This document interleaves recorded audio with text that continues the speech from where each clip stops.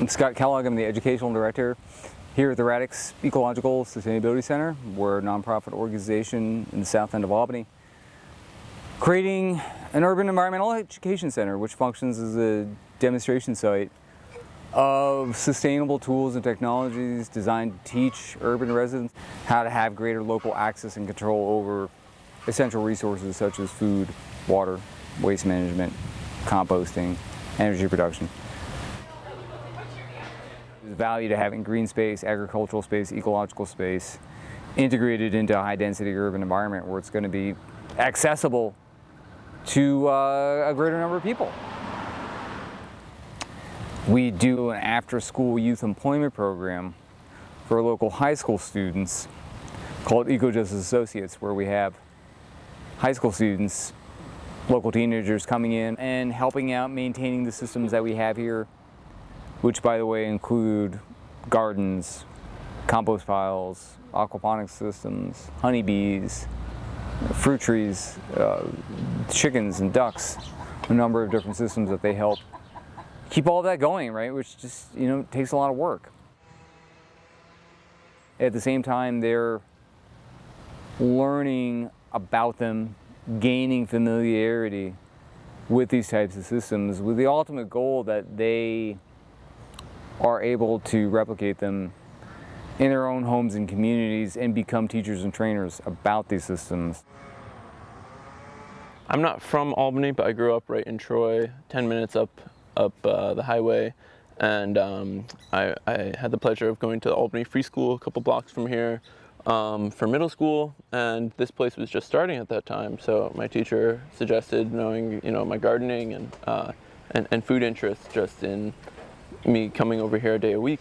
At that time, it was really just an empty greenhouse, some chickens and rabbits, and it's been wild seeing it grow up into what it is now. Because even the little trees, this woods that we were in, I think that there were only like a couple tall trees, and then all these things, even this guy is probably only about 15 years old, right? So that's the whole age of the organization.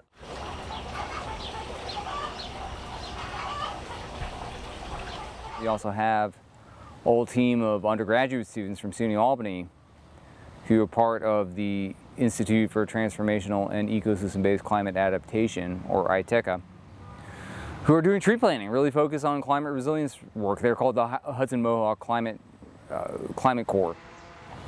And Radix's role in this program is to be the community partner. We, in a lot of ways, are acting as a liaison between the university and other community-based organizations.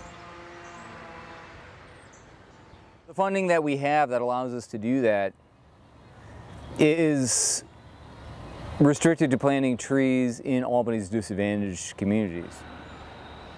It took us 2 years to just get permission from Albany's Board of Zoning Appeals to create a non-profit charitable organization such as this here.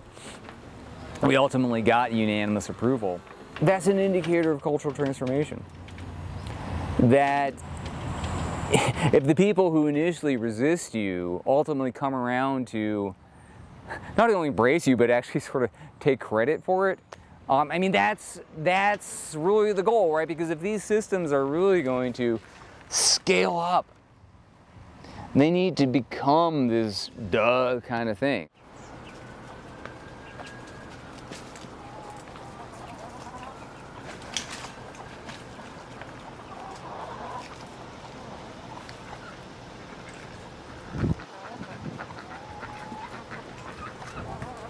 Cities are already so much hotter than surrounding rural areas, or suburban even. And even just walking around on the streets today, the difference of walking down the street that has shade from trees versus one that doesn't is incredible.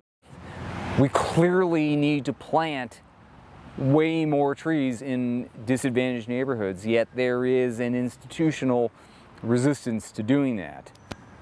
That's the next thing we need to tackle. But this is all just part of the work in the process.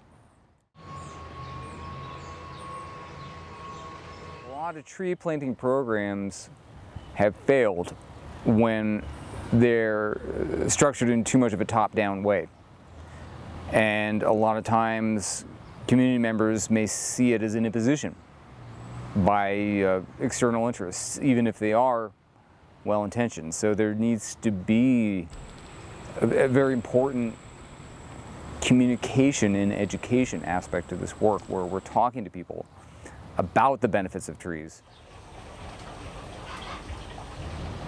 Trees are incredibly important, with the primary benefits being shading, but additionally air purification, as trees are essentially living air filters, and we have communities in the south end of Albany that have asthma rates close to 30%.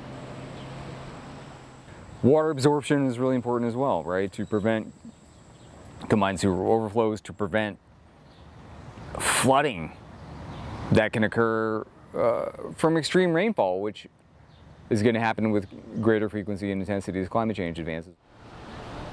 Additionally, food production. Trees make food. Trees make fruit, trees make nuts.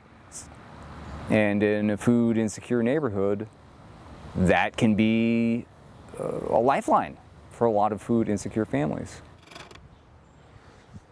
Seeing things, for instance, like our youth or neighborhood kids coming here on something like Earth Day and seeing them just sort of feel comfortable enough to lead a group of adult visitors around and explain the different systems that we have here, and be able to do it articulately and confidently, to me, that's probably the biggest indicator of success when I see that take place. Right? To think, oh wow, it's having that impact, at least if somebody else understands it well enough to be a teacher themselves.